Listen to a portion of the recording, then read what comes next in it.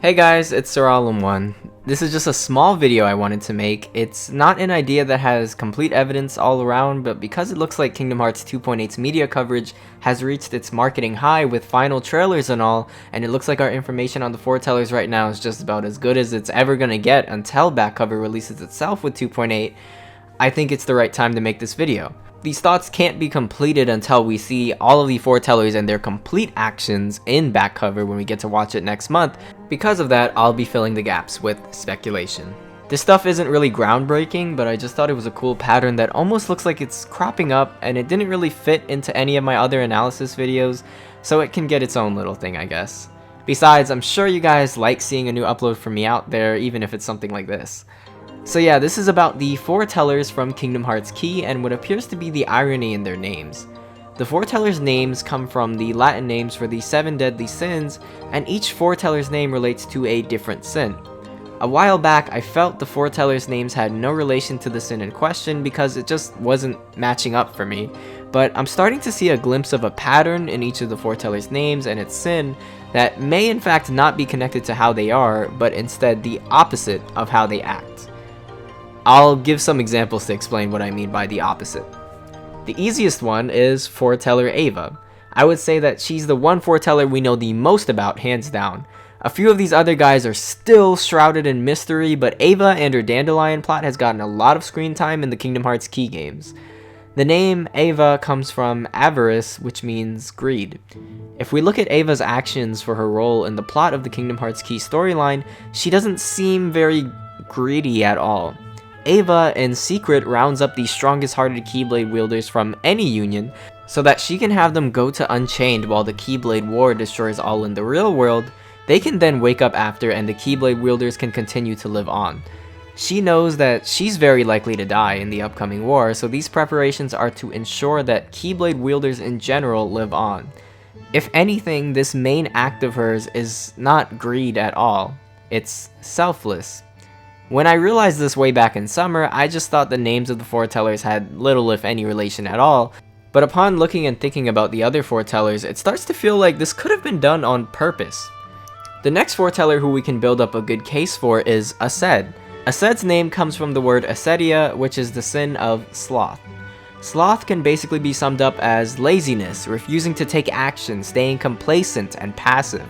That definition just screams the opposite of what we've seen of Aced. Him, out of all of the Foretellers, is always trying something.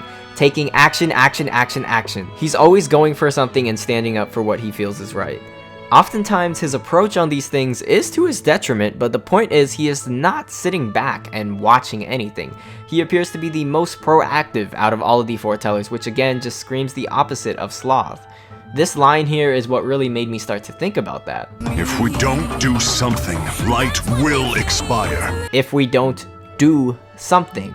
Sloth, the sin, is not supposed to do anything. Taking a look at Ira, his name represents the sin of wrath. Wrath is uncontrolled feelings of anger, rage, hatred. It's tough to say because we don't really see much of Ira, but from everything we have seen, he always appears to be calm, rational, and level-headed.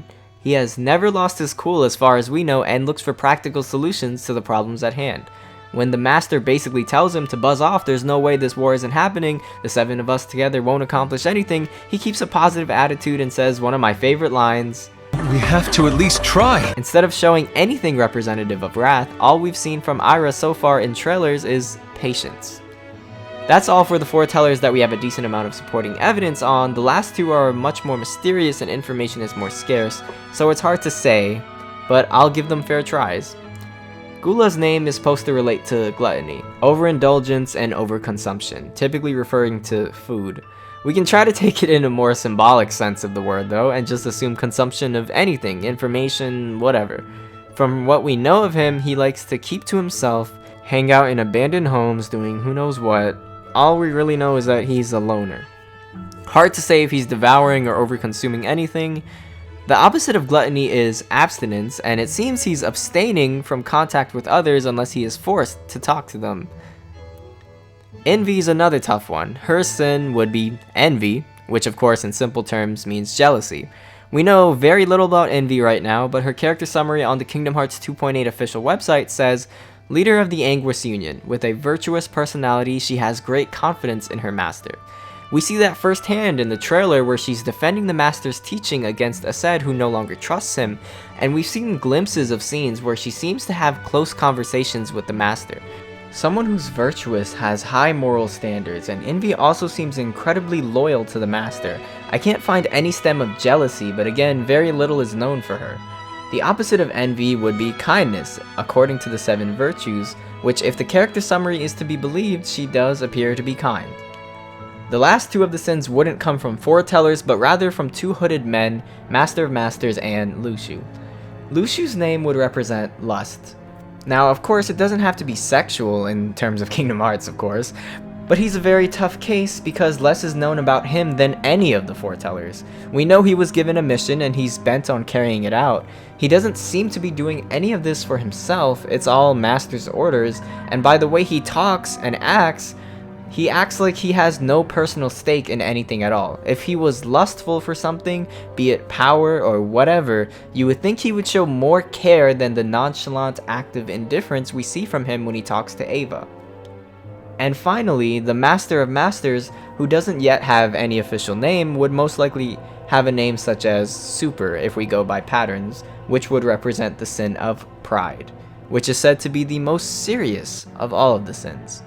Unfortunately, right now, nobody knows what the Master's intentions are. The best case I could make for him is the way he speaks to his students. He seems very calm, relaxed, and casual. Although he stands as an authority figure, he doesn't act above them in any way and talks to them like friends.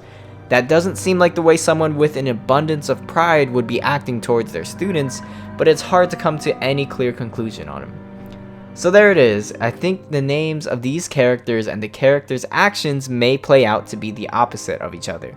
It makes sense since none of the Foretellers are inherently evil, so why would they all act like the 7 deadly sins?